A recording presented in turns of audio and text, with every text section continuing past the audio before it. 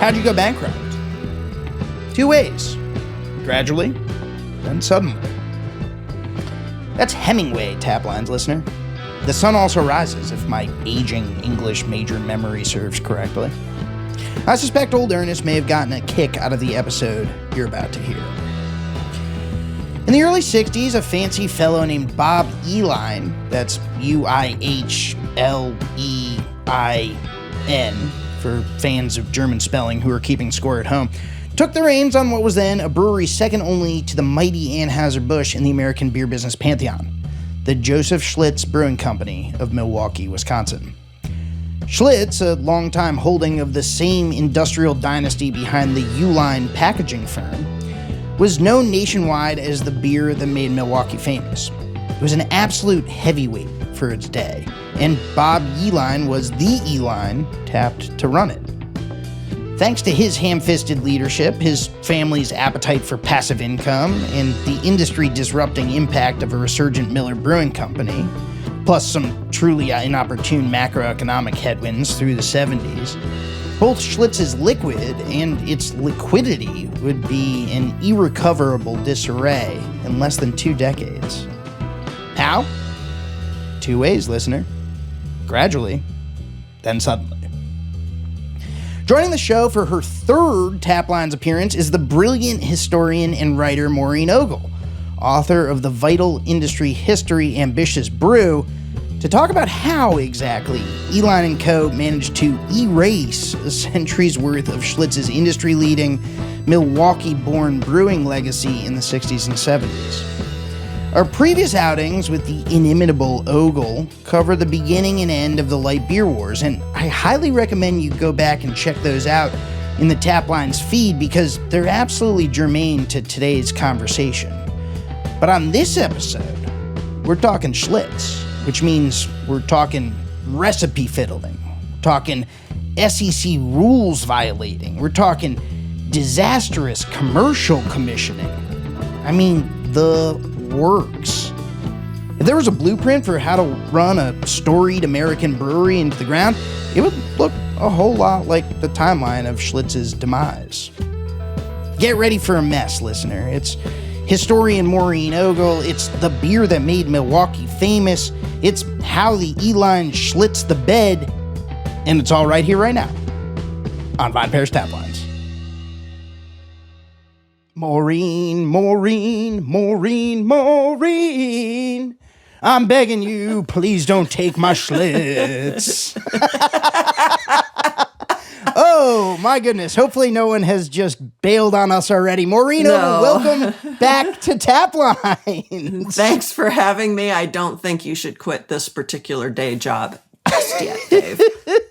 I understand. I'm sorry to subject you to that, but I wanted to set the tone and set it early because we are going to be talking Schlitz. We're going to be talking Gusto. We're going to be talking the great downfall of a once mighty American brewing legacy, an institution. I'm talking, of course, about the Joseph Schlitz Brewing Company, which came to ruin in the last quarter of the 20th century. We're going to get into it, but Maureen, we're so glad to have you back for what is now your 3rd appearance here on VinePair's Taplines podcast.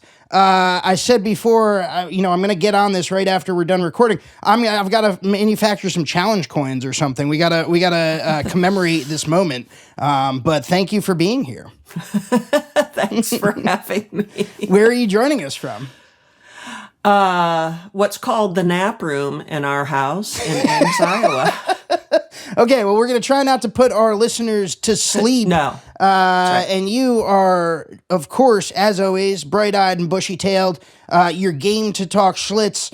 Where should we set the Taplines time machine? What year should we set it to? Where should we scroll back to? I'm thinking maybe 1972, 1973-ish, and pick up the story there. How's that sound to you? You want to go earlier? No. Later? No earlier. No. Let's jump right into it.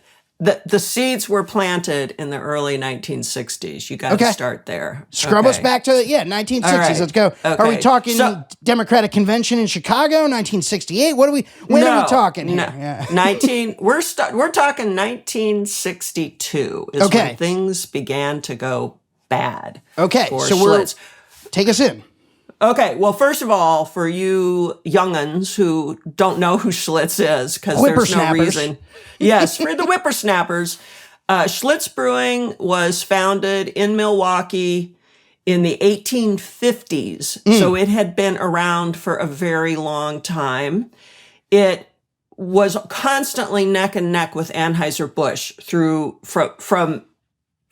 basically from about 1880 on. They were constantly at each other. And after Prohibition ended, they quickly emerged, the two of them emerged as the two largest brewers in the United States. And in the 1950s, which was a very bad time for every beer maker because beer sales were just flat as the proverbial pancake, Schlitz and Anheuser-Busch kept going back and forth on who was selling the most. But in 1955 or 1957, depending on how you count, Anheuser-Busch pulled away and never stopped pulling away. Anheuser-Busch has been the biggest brewery in the country since then. So the reason to start in the 1960s is that in the 1950s, Schlitz, someone who worked there said it was like a bunch of fat lions dozing in the sun. Nothing happened. The guy running the company was in his 90s. He had been with the company for 70 years. Wow. Enter Bob Uihlein. Yes, the family that owned the company, and they owned approximately 80% of the company's shares, is the Uihlein family, Uihlein. They were the direct descendants of the person who actually founded the brewery, not Joseph Schlitz, but the other one, another person, the Krug, yeah. Anton, what was it? Anyway, Krug, yes, Krug. Yeah. Okay, so Bob Uihlein is the guy we're going to be hearing a lot about here. Bob Uihlein joined the company. He knew he'd never do anything but, if you were an Uihlein son, the expectation all the way through was you were going to join the company. So Bob Uihlein he joined the company, and if I remember right, like 1935 or 1936. And like all Uihleins, he started at the bottom, way at the bottom, and started working his way up.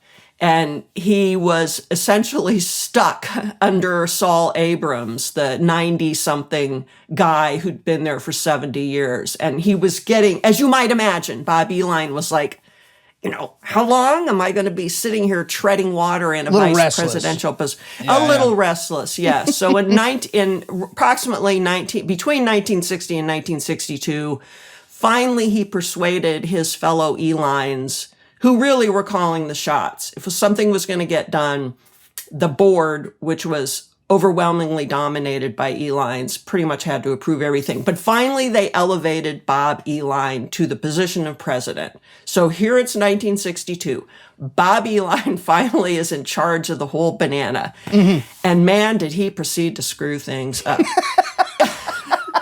In the 1960s, he started out smart. He realized that everything at Schlitz Brewing in Milwaukee was essentially still in the 19th century. So he just kind of stripped all the management. He started over. He hired a whiz-bang marketing genius named Fred Haviland. Oh, that's right, yeah. From Anheuser-Busch, and brought him in, and the two of them bought a bunch of computers from IBM. Remember, this is 1960, and we're talking punch cards. That's cutting-edge technology. Yes, it was very cutting edge. Yeah. At that time, it was extremely cutting edge. Like nobody else was doing this.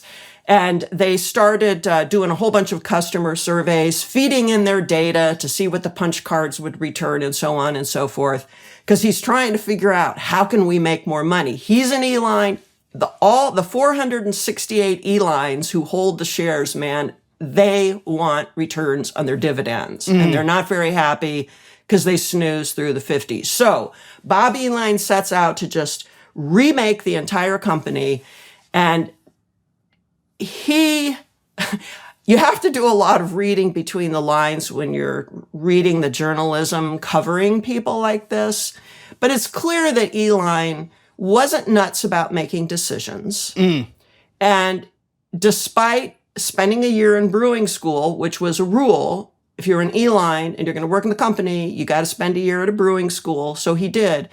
He had no interest in the beer, didn't care what happened in the brew house, and never seemed to grasp the connection between what the marketing guys might decide to do and what the bean cutters might decide to do and how that's going to work out in the actual brew house. Like, he took into account everything except the brew house. So the first thing he did was significantly alter the recipe for probably the first time in, 100 years or something, as far as we know. And he altered it in order to make it cheaper to produce, a lot cheaper. He reduced the amount of hops, reduced the amount of barley, blah, blah, blah, blah, blah. So they're doing okay. And he also launches a plan to build super plants, is what they were called. Bob Uihlein's ideal brewing plant in the 1960s was unlike anything anybody'd seen before. These massive plants, very automated, highly automated, extremely efficient. And the idea is that between the super plants and the dumbed down beer and their whiz-bang computer-based marketing, they're going to kill the market. And it actually worked. Sales started to go up, up, up, up, up. And by 1970, 71, things are, on paper, things are going well. Yeah. But the Uihleins want more. And Bob Uihlein starts making a bunch of really strategically stupid decisions. One of them is he decides to diversify into a bunch of incredibly stupid things, which he didn't have really any oversight on. He kind of laid the, here to one of his flunkies, here, go find some diversification, right? Like what? What are they buying into? Oh, they bought a duck farm, they bought a vinegar factory, they bought a livestock feed company, a glass plant. Okay, some adjacency. A glass there, plant in Turkey, for God's sake. Okay, never mind. You know what I mean? It was all it was all kind of farmed out. Bob Uihlein was no August Bush III who, knew what was going on everywhere at any moment of the day. Yeah. Well, can we talk about that for a second? Because at this time, you say, there's we're in this period, this post-Prohibition, post-World War II period of, sort of titanic struggle between Anheuser-Busch and Schlitz. These are the players on the field. Miller Brewing Company would come on strong later in the 70s when it introduces Miller Lite, and it sort of finds its footing with all that Philip Morris cash. And listener, if you haven't yet, please go listen to a previous episode with Maureen on the light beer wars. There's 2 of them. You'll find them in the feed. They're fantastic, and we discuss that chapter at length. But Anheuser-Busch at this time, if I'm not mistaken, was also doing some diversification of its own. So Bob Uihlein's idea to diversify Schlitz maybe wasn't the worst idea, or at least comported with his competitor's vision for the landscape. He just made some bad decisions, it sounds like. That's right. Anheuser-Busch, remember, the 1950s were awful. And in the 1960s, Anheuser-Busch also genuinely, stepped up its game, even though it was already number one. And it did diversify, but it did things like Busch Gardens. Yep. And some other Eagle kinds Snacks, if I'm not mistaken. Yes, Eagle Snacks. Company. Yes, Yes. I remember getting those on airplanes. Yes, and they had the little eagle on them. Yes, exactly.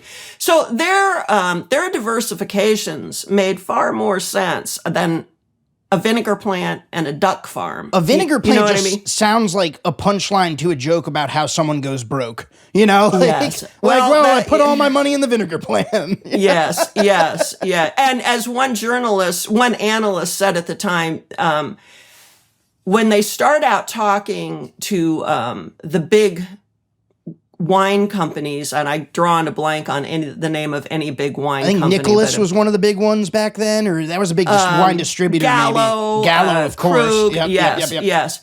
And when you start out talking to them for acquisitions, and what you end up with is a duck farm and a Wegener factory, clearly something has gone wrong. Yeah, you've been fleeced. Yeah, or downed or something, one or the other, I don't know. I don't know, something like that, right? So the company goes into the 1970s, this pivotal decade, with an urge to streamline the crap out of everything and diversify and somehow beat Anheuser-Busch in the beer game. And here's where I always get screwed up. Here's where I may cheat and look at some notes because, please do. Like everybody, I'm always yes. Okay. In 1972, the company introduced something it had been working on for 10 years. It was called accelerated batch fermentation. And I don't know all the technical details, but in effect, they attached a stirring mechanism to the fermentation tank and allowed air in. And it allowed them to the fermentation period had been 12 days. This cut it down to 2 days. Wow. All right. So they're saving quite a lot of money by doing this. Their competitors get wind of it and spread the word that Schlitz is making green beer. And that did not help. In fact, it hurt. Their sales started to go down a bit. And then, sales are going down a bit. Because of this new innovative process that it sort of conversely puts word out into the marketplace that maybe this beer is not up to quality standards. I mean, how much of that do you get a sense for whether sales were being impacted because drinkers had started rejecting it at this point, or more just there was chatter and this was such a small industry and everyone knew one another that wholesalers were getting worried? Like, in other words, had drinkers started rejecting the product yet? Not quite yet. They had not quite yet. The other problem, there are two other problems right after they do this. This is a thing to understand why things went haywire. There are a lot of wrenches in the works. One of them was right around the time they did this. One reason their sales started to drop is that Philip Morris was dumping bajillions of dollars into Miller, which we talked about in those two previous episodes. This is what kicks off the light beer wars. That's right. Yeah. They haven't even gotten to the light beer. They're just dumping bajillions of dollars in. They're cutting, they're doing cost promotion. You know what I mean? They're doing everything they can. And it's hurting Schlitz more than it's hurting anybody else. Interesting. So the entry of Miller right then at the same time becomes a complicating factor. Another factor is the president of the company, who was brought in to kind of salvage things, because Bob Uihlein had moved on. I think he was CEO and chair, or maybe he was just chair. Anyway, they brought a guy named Ray Satchel back into the company. He had worked for them before. He lasted a grand total of 6 weeks because the family simply said no to everything. The family, the board is absolutely calling the shots at this point. They want more, they want fatter checks. And so they don't right. So he's like a hung executive at that point. Like, he doesn't actually have the ability to make executive decisions. No. Because the family is just rejecting them out of hand. No, that's right. If they in any way take a bite out of the dividends, or even if they don't increase the dividends enough. That's right. And one of the things that Bob Uihlein had decided to do, having built a bunch of super plants in the 1960s, he embarked on a $300 million overhaul of plants and building more plants, and the family did not want to pay for this, so he had to take on a lot of debt. Right. So suddenly, because he can't get money from the board, so if he wants to do this, he's got to go into debt. So suddenly the company also has taken on a fair amount of debt.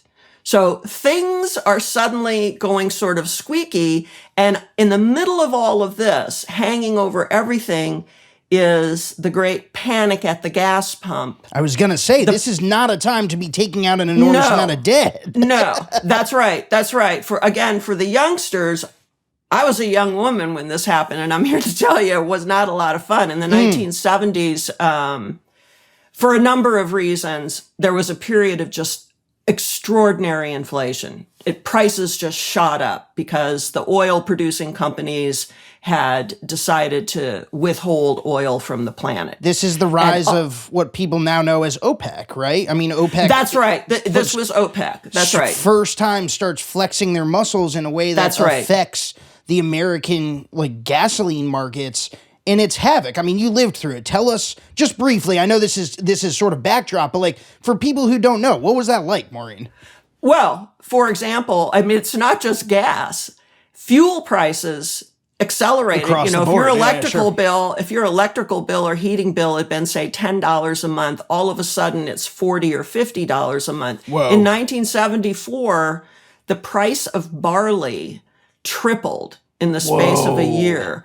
And so every brewer is facing incredibly high input costs, but also costs for paying the bills, paying for the lights, paying for the fuel, paying for, there are some strikes, throw in a few strikes. Anheuser-Busch got struck in 1976 by the Teamsters, 100-day strike or longer. But there were some others before that, smaller. There was that big one, but that was a little later. So this is the circumstance in which the company decides to attack the beer itself again to try to make it cheaper to make, and takes on a ton of debt. And for all intents and purposes, the company has no president. There's no manager. Bob Uihlein's there, sort of, but mostly he's going on vacations and playing polo. Right. He's big polo guy. He went to Harvard, right? He's a posh, that's right. polished guy. Yeah. I should have mentioned, we all know the Bushes had a lot of money, but the Uihleins make them look like poor people. The Uihleins were loaded, seriously loaded. And those 468 people, including Bob Uihlein, he doesn't want to give up his fat checks, right? Besides the check he's getting from the company. So everything continues. And this is the year, here's where I need to, in 1974, Schlitz's sales peaked at 17.9 million barrels. And after that, everything starts to fall off. Wow. The green beer didn't help. In 1975, I think this is possibly the best example of someone just making one dumb decision after another. Schlitz only had one brand on the mainland, Schlitz, right? That's the brand. In Hawaii, a big part of their portfolio is Primo, Primo, a beer made and sold in Hawaii. It's the Hawaiian beer. It's like the Hawaiian national beer. Sure. Bob Uihlein decides that they could reduce the cost by shutting down the brewery, making the wort in Los Angeles, dehydrating it, and then sending it back to Hawaii to be. Oh man, yeah. Right. So Primo just collapsed, and they ended up selling off the brewery. Wow. And it collapsed so badly that a couple of years later, Uihlein decides to build a brand new brewery in Hawaii so they can start making Primo there again. It's just one. I got no head for business. You know what I mean? But even I'm like, what are you doing, buddy? I think there's also I just to pause there for a moment. I think you set the scene really well for all of these things that are conspiring against the company, but also the things that the company itself is doing, right? So this is, the call is coming from inside the house, but outside the house, it ain't looking so good either. And I pulled some numbers just before we jumped on to record today. At its peak in the 70s, inflation is at somewhere between 12 and 13%. Yes. Borrowing, interest rates are up around 20% at their peak in the 1970s. So money isn't cheap to borrow if you're a big corporation that's trying to do a bunch of expansion, like we discussed the Uihlein vision for Schlitz is, and he wants to build these super plants. But also your customers are having a tough time keeping up with That's bills right. because of OPEC, because of the crisis at the pump, because of inflation being out of control, and then not, the grocery bill is up 3x, so you're looking at a environment here where they did a lot of things wrong. There were a lot of things conspiring against them. And then the family thing is just sort of the icing on the cake. I mean, it sounds like anyone who's trying to make decisions at Joseph Schlitz at that time, it's got their feet in quicksand, so to speak. There's no way to move quickly and make a bold, sort of, even if there was someone who had vision, it's not possible to execute on it because there's 460 Uihleins who just want to keep cashing those checks. That's right. That truly was.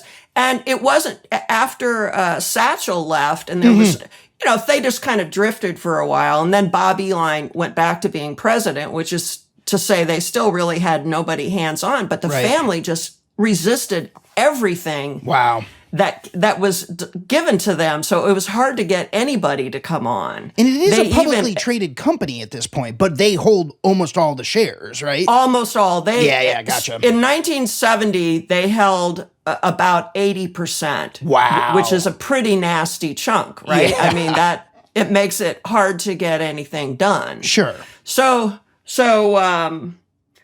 and they vote the shares too, by the way. They're not passive investors. They're very active investors. Yes. They'll show up at the meetings. Yeah. Oh, yeah, dude. Oh, yeah. The meetings started to get really ugly. There was one Uihlein in particular. This is kind of funny, I think. David Uihlein, when in the early 1960s, when Bob was going to take over as president, David Uihlein had invested in brewery. I don't know what brewery, some, whatever it was, something. Sure. And he wanted his cousin Bob to buy this and fold it into Schlitz. Sure, and of course, yeah. Bob said, Bob at least had enough sense. And no, we're not going to do that, And some he really, failing brewery in Illinois or wherever it was. Yeah. And David Uihlein never let him forget that. So the meetings the board meetings become, the shareholder meetings become very contentious because David Uihlein is starting to say, where's our money? He's got an axe Who is to in grind. charge here? Yeah. Oh boy, does he ever. And he grinds it rather publicly, yes, as a matter of fact. Sure. Yes. 1976. Go ahead. Go ahead. Please. I was going to say, so I interrupted you just to, as I often do, to zoom out and do a little context here, but zoom back in. So 1976, you were saying, so this is, all of these things have started to compound on one another. We have external forces, we have internal mistakes. They are now starting to really interlock and create havoc for the firm. Yes. Okay, yes. so we're in the mid-70s now, yeah. So already analysts are saying, we don't love it. We don't love what we're seeing. We don't love it. We don't see a future. 1976 is when everything finally fell to pieces. In January of 1976, HQ, the bean counters, again, I cannot stress how little the brew house itself was allowed to give any input into any of this. Yeah. In January, headquarters told the brew houses to start using an ingredient called Chill Guard. Mm-hmm. It was a commercial product. What was it? It was like it was a stabilizer. I forget. It was a stabilizer. They had been using silica gel, which was quite common. The reason they decided to switch to ChillGuard was that the Food and Drug Administration had announced recently that they wanted to start requiring brewers to include all of their ingredients on a label. Mm-hmm. And silica gel would have had to be included as an ingredient. It wouldn't be filtered out. Right. And so someone did a little research, the equivalent of Googling probably, and found this ChillGuard stuff because it would filter out during the process and you wouldn't know it was in there. So the therefore FDA, they didn't have to list it. Yeah. Right. If this happened, the FDA would be none the wiser. As it happened, I'll just spoiler alert here, the FDA never did it because, boy, did the brewers push back in a serious way. Yeah, but Schlitz was afraid they were going to. So they put this chill guard in, and it had what amounted to an allergic reaction to, here, I always have to look this up, kelkaloid.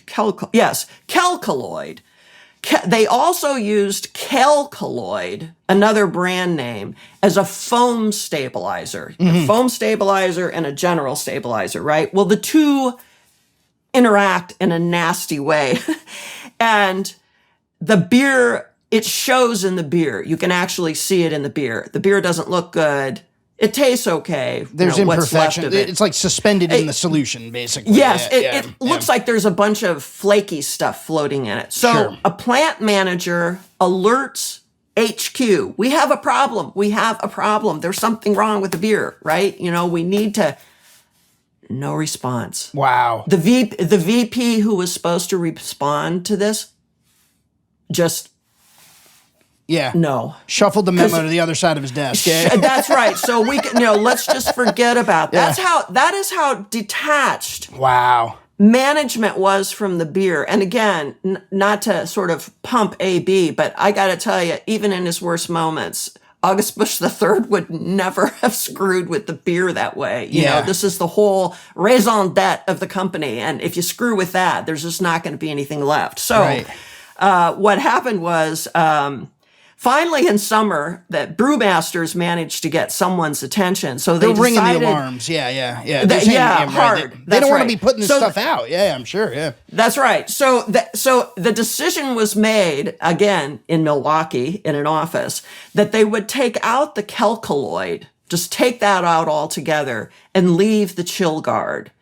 And the result was that the beer that didn't look too great before now suddenly just looks like a glass of, It doesn't foam, really. It doesn't hold flaky. a head. Yeah. And that's right.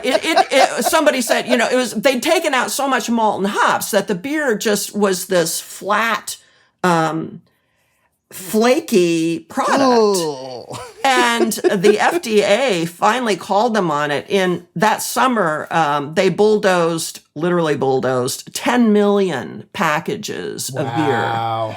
So, here's this company. Now, there's the one thing I forgot to mention as context. I should have said this earlier. Schlitz was the worst of the dishonest brewers. They had, they would bribe anybody. Yeah. They had actually been under federal supervision for about 4 or 5 years at that point. They had promised we're never going to do it again. Yeah. Of course they kept, no one's monitoring the underlings, right? They're just out there kind of doing their thing. So after the bulldozing of this, the company was going to offer $50 million in debentures so they could continue with their, now crazy plan of trying to improve the company by going into debt. And instead, they about a week later, they did an abrupt about face, and instead they fired 4 of their top people in marketing. They just took out they decided to let them be the fall guys because by 1976, they're under investigation from the SEC, at least 2 agencies in the Treasury Department, and multiple investigations by the Justice Department. And this all of this... Hang on, but what are the investigations for? Not so much the chill guard or anything like that. This is for your standard pay-to-play, sharp elbows in the marketplace. Yeah, okay, gotcha. Tax fraud, bribes, kickbacks. The good shit. Yeah. Yeah, the good shit. That's right. No, this has nothing to do with the investigators, the legal eagles, don't care about the beer man. They just care about the fact that Schlitz is breaking the law right and left and has sworn not to, has a federal supervisory officer overseeing them, and man, they just can't bring themselves to stop breaking the law. So they love the crimes too much. They love doing crimes. Yes. And then finally, to kick off what was the shitty year of 1976, in November, Bob Uihlein died very unexpectedly. Okay, and he was not really replaced. They named a guy from accounting who knew nothing about anything. He'd just been in accounting for a while. They named him president, and another guy was brought on as chair, and his only job was to represent the family and to say no to everything. So they bring in a guy as president who faces off with the chair, who represents 460 people who are going to say no. So this is a doomed enterprise. I mean, at that point, if the die wasn't cast, now the die is cast. Oh, no, no, it's all over with. 1977, 1977, here's an interesting tidbit. The analysts at that time were saying about the beer business as a whole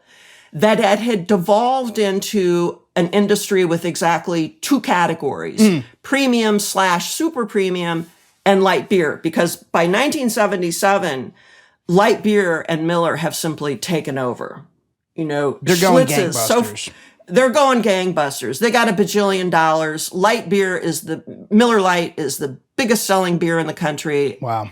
Schlitz is like, they got nothing, but they try. So in 1977, the big thing they tried was a new ad campaign. Right. From their new, the other thing they did was dump their agency that had been doing all their, advertising for years, and they went to another one. And this one came up with an ad campaign that would feature a character like a hunter or a tennis player or something. A boxer. I think there was a boxer in there. A boxer. And the idea was that they would go into a bar and ask for a Schlitz, and people in the industry called the ad campaign "Drink Schlitz or I'll Kill You," because all of the commercials were tied around. Give me my Schlitz. All right. A guy grabs an axe and stops off the screen, and he's going to kill someone. And this was supposed to be a response to the Miller Brewing ad campaign for Light, which involved a whole bunch of athletes doing hilarious things like literally ripping the top third of a beer can off and saying, "This is my beer and this is how I drink it," and then guzzling this, Miller Lite. And then the Miller Lite tastes less filling, tastes great. So those two ad campaigns are just killing the beer market. Yep. And Drink Schlitz or I'll Kill You. Nobody. The thing is, the people who approved it were in the finance department. Yeah, they didn't know anything about the beer drinker at that point. They know nothing about marketing. They have no marketing department. Literally, there's no marketing department. Because they fired all those guys as fall guys. That's right. They fired everybody. So you're right. I mean, there's just absolutely nothing.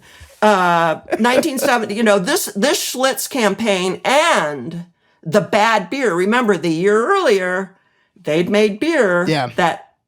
And but I should say, I remember that. I remember drinking the bad beer. Schlitz. Yes, and yes, the green beer just smelled really weird, at least to me. Maybe that was just me. Yeah. But the flaky beer, oh my God, and it was cheap, but. Yeah, there was a lot of cheap beer around. No one's going to drink shitty cheap beer. So right? Do you remember in the marketplace, people actually around when do you remember that happening? Drinkers actually starting to reject the liquid? Right in the middle 70s. I hung around with a bunch of people. We all drank beer, and I absolutely recall Schlitz was no longer. Really? Wow. Yeah, it was Olympia. Olympia had recently built a brewery in Wisconsin. So Olympia was selling beer in the Midwest. Mm-hmm. So that was far cooler, right? Much cooler beer. Sure. Heineken had gone all out to get its beer. St. Pauli Girl was around. So there were all these beers. These are the imports starting to come on stronger. Yes. And I'm telling you, if you were a 20-something, you're just not going to drink Schlitz beer. It really was bad beer. I've never had a Schlitz beer since then. Anyway, the following year, they were indicted by a federal grand jury. Oh, man. And they settled those they settled those. The funniest thing they did, I wish I had, something to show. In October of 1978, what was left of the marketing department came up with the Schlitz Fest, which was a spring break kind of, well, not just spring break, a college campus. They're going after youngsters, right? Okay. And they would hold parties for college social leaders, and the catch to this was not Spuds MacKenzie, but Sieglinde Stein Fuller, who was the dean of beer. So they had these very attractive women who would serve as Sieglinde Steinfuller and have a dean of beer. So you could get your T-shirt signed by, Spuds and MacKenzie, was so far a superstar compared to that. I mean, talk about ham-fisted. That's the clunkiest thing I've ever heard. So between getting killed and having Sieglinde Steinfuller. Anyway, in 1979, they closed their brand new Hawaiian brewery. Wow. They sold off their Syracuse plant, which had been built as the largest brewery from scratch, not added onto, but built. They sold that off. Who's buying at that point? Do you remember Stroh's maybe? I kind of think that AB bought the Syracuse plant, I believe. Insult to injury there, yeah. Yes, exactly. You got to sell to your one-time rival who has since long outpaced you. Yeah. Oh my God, yes. I mean, I don't even think Schlitz. I think Schlitz was down to the fourth biggest. I think even Pabst was bigger, and Pabst was in such bad shape. It was, had a oxygen mask on. So anyway, by this time also, and by 1980, the family share of the stock is down to 68%. So clearly some Uihleins or somebody decided to bail. Yeah. Right. So a stock share. Oh yeah. I had these, a stock share was like $13 in 1973. No, I'm sorry. In 1973, a stock share peaked at $69. In 1980, the shares sold for $5. Whoa. Yeah. So just a catastrophic unraveling. Oh, absolutely. They're absolutely not. So that's 1980. They make one more stab at it. They decide to launch a beer that had been sold in the 1890s called Erlanger. Okay. That's not going to go anywhere, right? Yeah. It's just not going to go anyway. So in 1981, there's a strike in Milwaukee that starts in June. Heilemann, by this time the company is for sale. They're talking to anybody. They try R.J. Reynolds, hoping that maybe the Philip Morris thing will save them too. But if R.J. Reynolds doesn't want anything to do with it, so in 1981, Heilemann, which was headquartered in Wisconsin as well, La Crosse. That sounds right.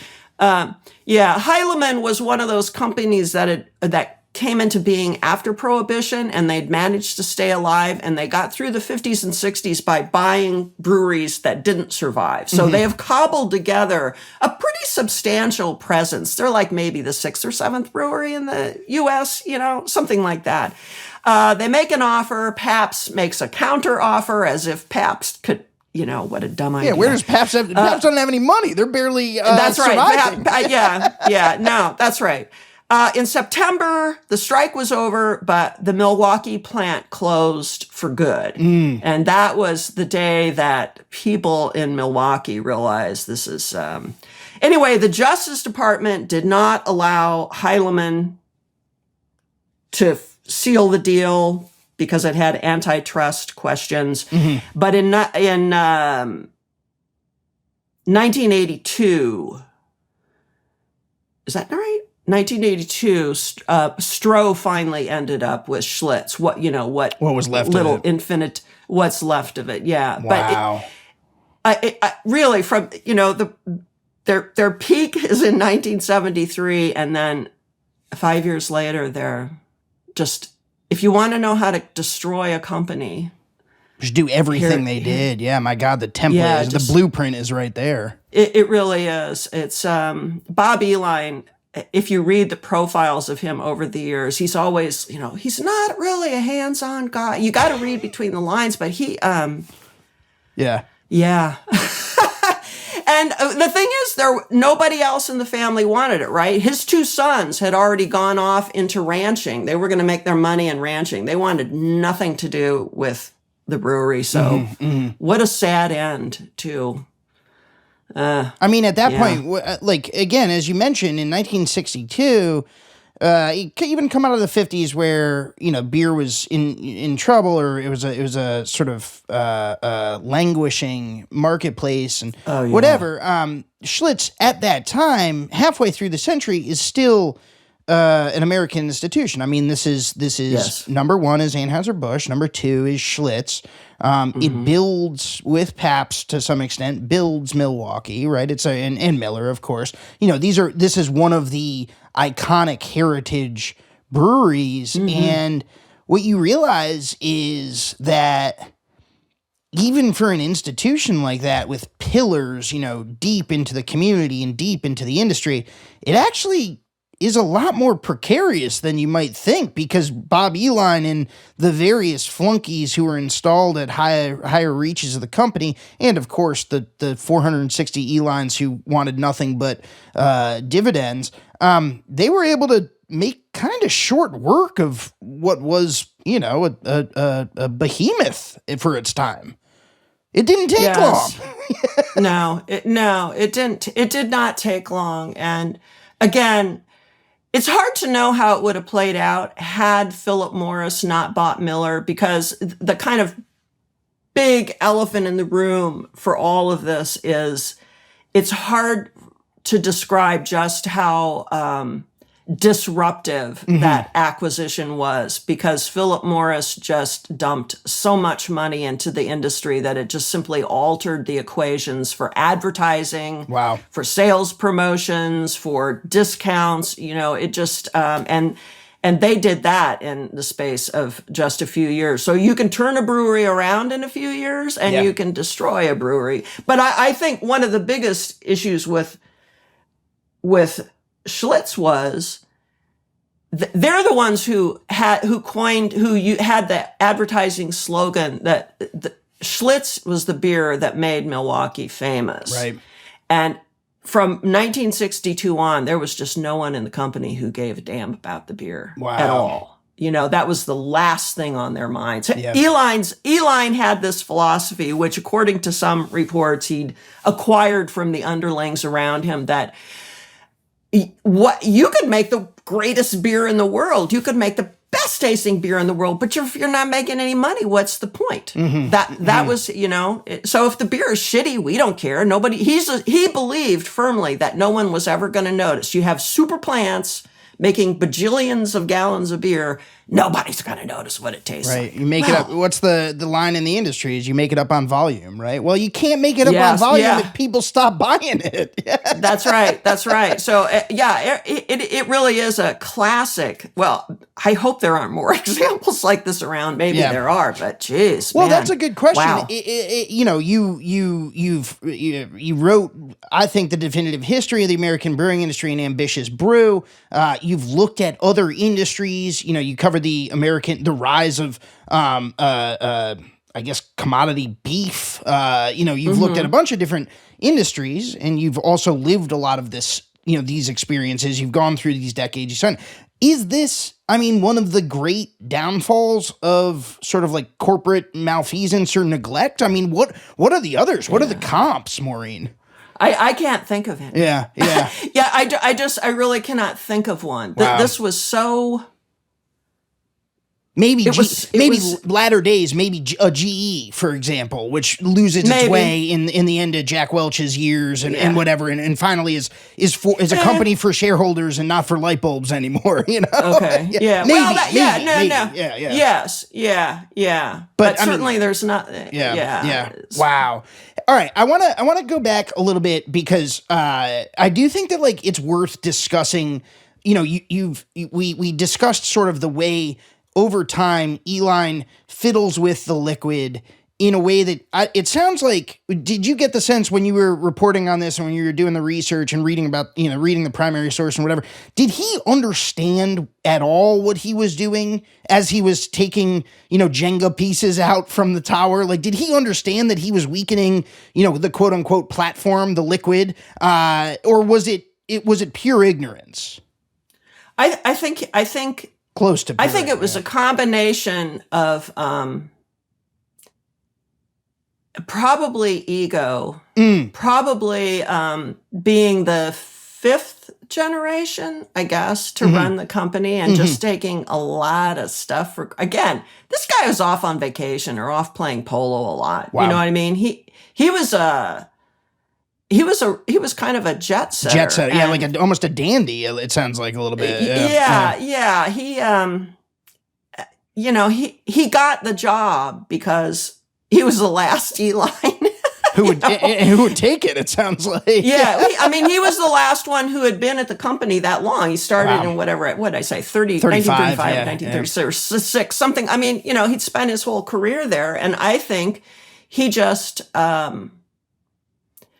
he definitely never got the memo that the beer is the heart of the business. Yeah, Which, again, in Pabst, well, we'll just forget them because by this time Pabst has no connection at all to the family. Right, but Anheuser-Busch, no matter what they did, you just didn't, the beer came first and everything else was calculated after that, right? If you're not going to protect the beer, then, so if you don't give a shit about the beer, maybe you're going to pay for it. What are you selling? Later. Yeah, what are you selling, right? At that point.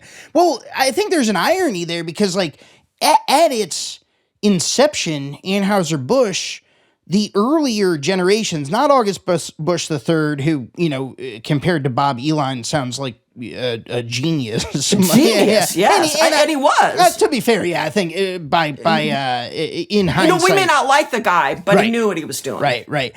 But earlier generations of the Busch family sort of, you're the historian here, so correct me if I'm wrong, but my understanding was they actually didn't treat the liquid as the primary thing. Like they were, they had a good enough beer and they were going out to, I'm talking about like, 1850s or so when the Busch family buys in from the Anheuser family. Cause that's the genesis of Anheuser-Busch, right? Anheuser had a product.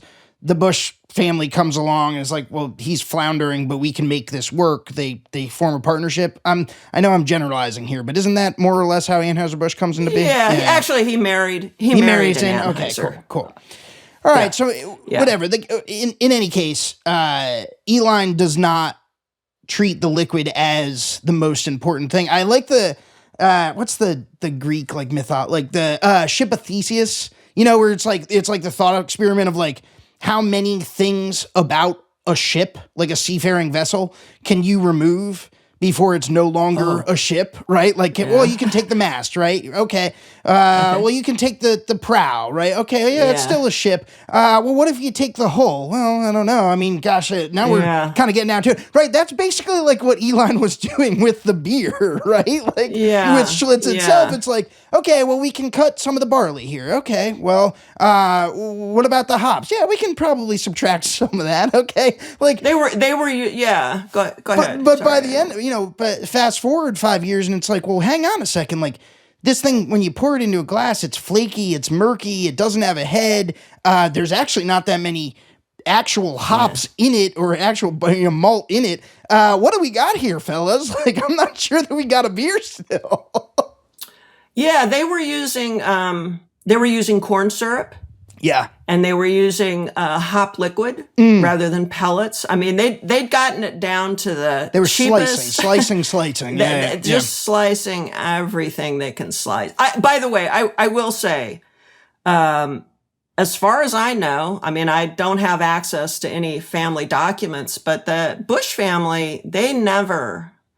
Their thing was the beer is the only thing that matters and you can't mess with it.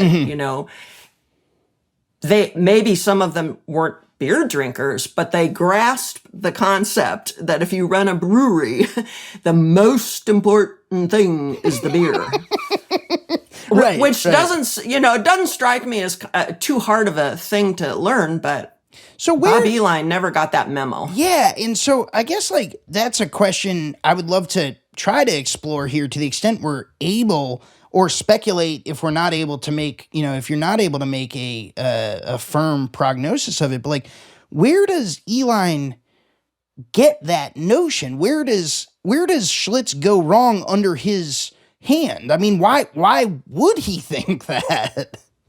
Because I think it is because of the people he was hiring, like the people who were dealing with the diversification. For God's sake, Right. they needed a babysitter really badly. All the fraud, the kickbacks, the grift, the tax fraud, all of it, that was all committed by people that he had hired.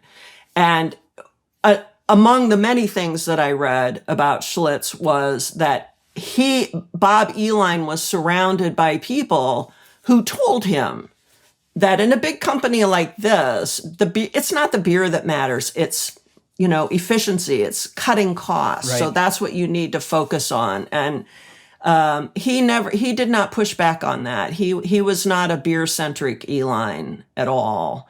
And it sounds like there weren't many beer-centric Uihleins at that point.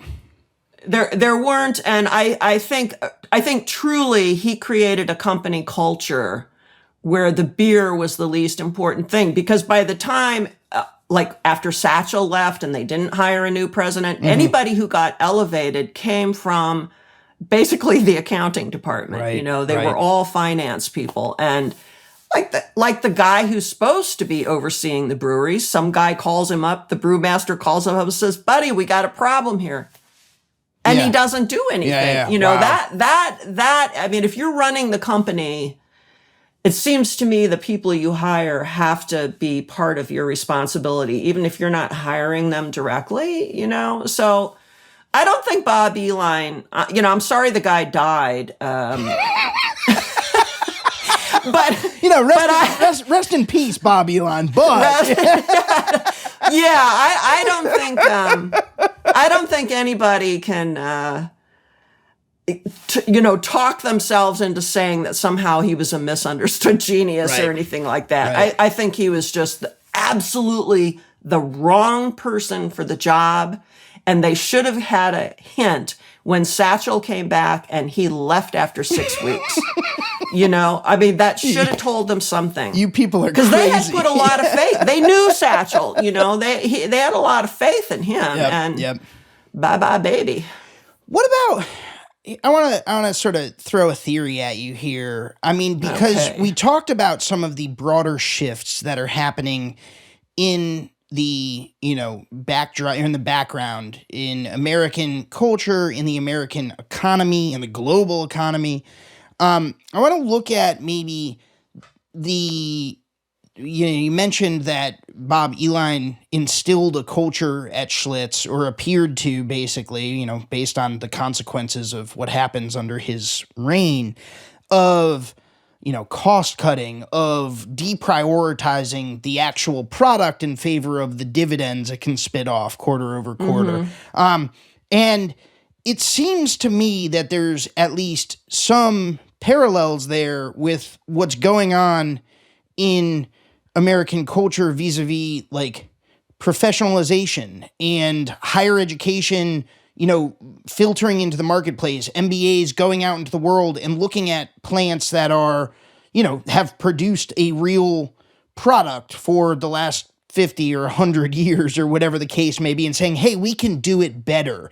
And maybe they can in certain, capacities, right? They can clean up the balance sheets. They can find more effective ways to service debt or to, access capital, right? These are things, there's utility that, a stronger, more financialized core of a business can deliver to, maybe a real plant that makes a real thing, right? But to give that, sort of professional class that's coming out of, the university systems, the reins over the product itself seems to me to be, at least in Schlitz's case, seems to partially be that recipe for failure. I mean, the reason I bring this up is because Anheuser-Busch and August Busch III sort of famously or infamously took a while to sort of warm up to bringing the MBAs, bringing the business guys into, the boardroom decisions, right? I mean, like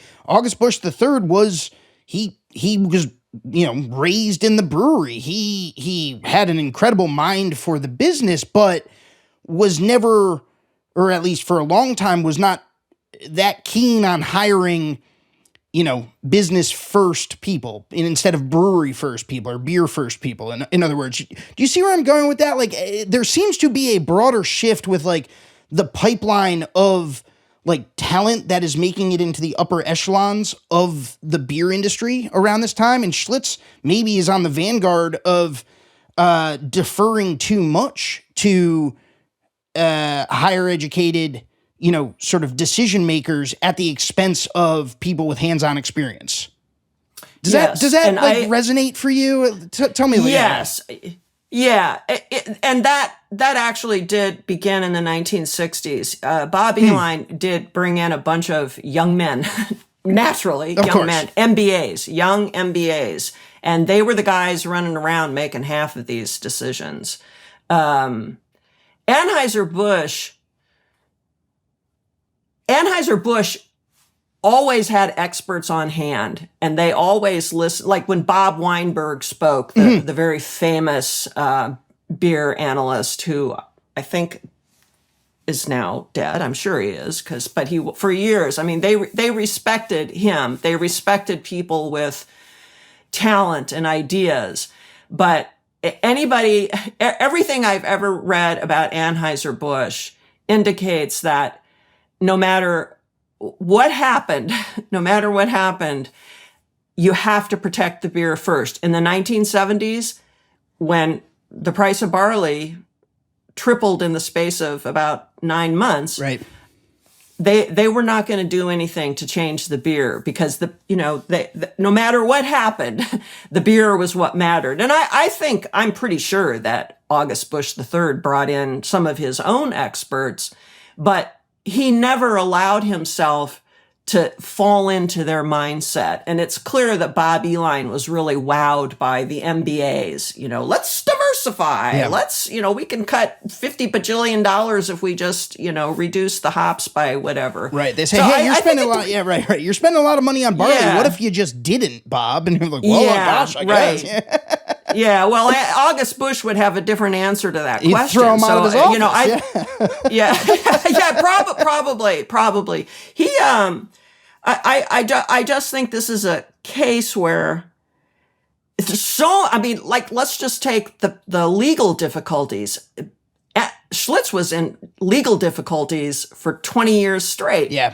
And it was always because no one is really minding the people who are running around doing this. And apparently Bob Uihlein, when he did know, he's like, well, that's the beer just how business. the business works. That's the beer business. So he seemed to have, I don't think he was a great businessman is what I think. His last name was Uihlein, but, and there was never any doubt he was going to get the job. But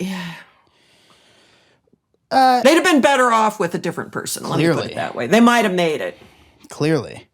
A lot of brewing industry sort of leaders at that time are family members of the breweries that they're operating, right? The Coors family, the Stroh family, yes. we just talked about the Busch family, right? Like, yes. Where did the Uihleins go so wrong? Because certainly it sounds like, based on everything we've discussed over the course of this episode, the 460 Uihleins are an enormous impediment to Schlitz maybe punching its way out of a paper bag, much less, reclaiming its former glory. Why was this family so much of an albatross when brewing as an industry at that time was very much a family industry? Boy, that's a good question. There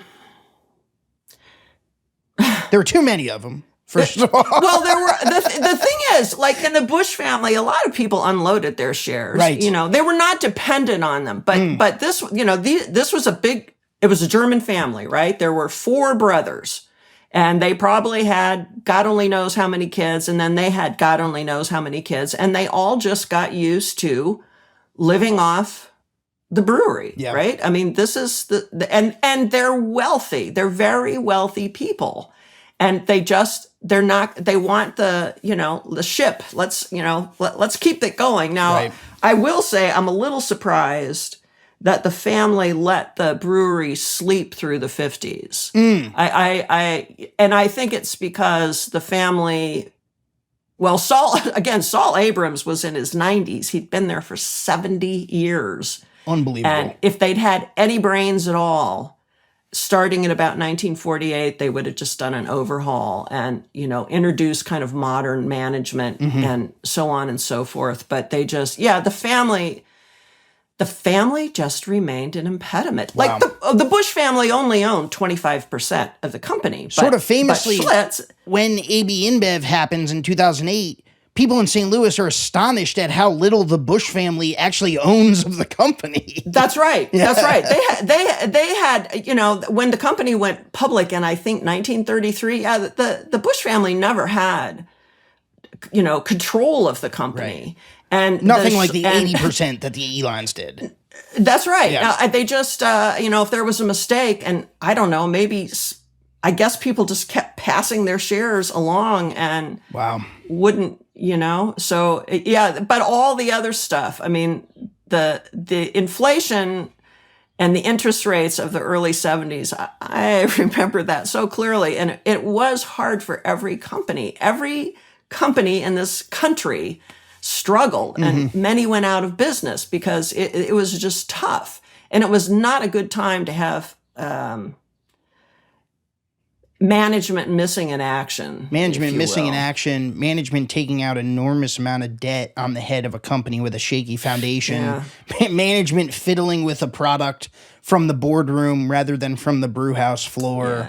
Yes. One thing after the other. And it all coalesces. Maureen, we've gone the distance here. I want to wrap with sort of we mentioned it and we discussed in some detail the infamous, the disastrous Drink Schlitz or I'll Kill You ad campaign. It's Leo Burnett, I think, is the ad agency that puts it together. Yes, it was 1976, 77. So coming off what you've marked as basically the death, the death knell for Schlitz in 1976, they follow it up with this catastrophic ad campaign.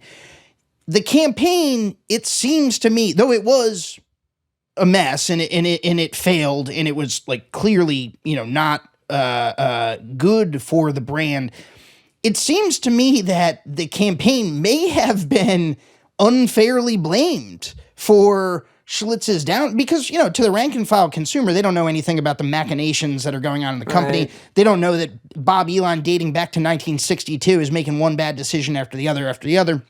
They don't know about the grand jury indictments or the SEC, fines or whatever. They see this ad campaign. It sucks. It's bad. It really, it is. It fails. And they say, and then Schlitz goes out of business, 5 years later, or is looking for a buyer 5 years later, and its shares are in the toilet and whatever. And they say, well, there you go. I mean, one thing led to another, right? The ad campaign and the company fails. It seems to me that, Drink Schlitz or I'll Kill You, needs a redemption of history here. Needs a little bit less blame. The thing is that it was that ad campaign, I don't remember now. I don't have, so I don't want to over promise here, but it was so bad. It only lasted a matter of weeks. I think it was 10 weeks. I think they pulled it in 10 weeks. Okay. Yeah. About 10 weeks. And then they just went back to the Gusto campaigns. Yeah. But so they spent a lot of money on, here was another thing they blew a bunch of money on. Yeah. Because nobody in marketing, when people in marketing finally did see the ad campaign, they were like, are you kidding me? We're actually going to do this? We're going to do this? But it was too late. The horse had left the barn. They spent the money on it. And it was already on the air, man. No, it was just too late. But you cannot, I mean, if anything, the Drink Schlitz or I'll Kill You was an act of desperation, right? When people change ad agencies, when companies change ad agencies, to me, that's always a sign something's going wrong. Right. and you're going to try to pull yourself out with another ad campaign. And the ad campaign was not to blame. The toast had already been burned by then. Yeah, well put. They said, drink Schlitz or I'll kill you. But I mean, really, Schlitz was killed at that point, and there was, the writing was on the wall. Maureen, thank you as always for joining us here on Taplines. Thank you for taking us through the fall. I mean, we didn't talk about the rise, but everyone knows kind of how Schlitz got there. A dynastic brewer that had been around, survived Prohibition. I mean, there was reason that it was great, and then its undoing was swift and unceremonious. Thank you for bringing us along for the ride. Maureen, third time on Taplines. How's the book going? I'll be putting this in the intro, but of course, tell us where you're at with the book. Okay. Yeah. Oh no. I have been working on, I swear to God, this book is going to happen. I am writing another book. This one is it focuses on the Ogle Brewing Company, which is in New Ulm, Minnesota. And if you haven't heard of it, no problem. It is the second oldest brewery in the U.S. It was founded in 1860, not 1960, 1860. And one day my brain said, how did they survive? How did little brewery, how do you do that? And I just got so I'm writing a book about that. I took an extended detour away because I'm revising another book that doesn't have anything to do with beer, and I got way bogged down in that. But the other beer book is coming along fine. And Ogle Brewery survives and to some extent thrives at the same time that Schlitz is falling apart, right? Oh, yes. Yeah. So Well, I'll tell you, I can tell you this much. The Marty family in the early 70s, they didn't know if they were going to survive because fuel costs. Of all the factors I we cannot, discussed. what I mean? Yeah. A little company like that, man, they took to growing hydroponic tomatoes in a greenhouse. Wow. To try to supplement, they struggled then. It was tough for everyone. That's not a diversification out of flights of fancy like a glass factory in Turkey. That's a diversification out of, holy smokes, we got to find something to sell for cash because... Yeah. But they survived, they're still there. They're still brewing out of a structure that was built in 1861. Wow. Well, they didn't have Bob Uihlein at the helm. No. Lucky them. Maureen, lucky them. Thank you so much for joining us. It's always a pleasure, and we hope to have you again for your fourth appearance soon enough. But thank you for being here for your third. We'll have to think of another topic. Are we running out of topics? I don't think so. Ambitious Brew, your seminal tome on the beer industry, is 250 pages. There's plenty in there that we can draw from. We'll be back soon enough, but for now, it's adieu. Thanks so much for joining us, Maureen. Okay, thanks, Dave. All right, see ya. Thank you, everybody, for listening. Bye. Taplines is recorded in Richmond, Virginia, and produced by yours truly and Darby Seaside, who, along with the talented Shane Farrick, composed our delightful soundtrack. Just listen to it. I also want to give a quick shout out to the entire VinePair team, and especially co-founders Adam Teeter and Josh Mallon, editor-in-chief Joanna Sciarrino, managing editor Tim McCurdy, and art director Danielle Grinberg, who designed our lovely Taplines logo. And of course, a big thank you to you, yes you listener, for spending time with us week in and week out. We literally couldn't do this without you. I'm Dave Infante, and I'll catch you next time.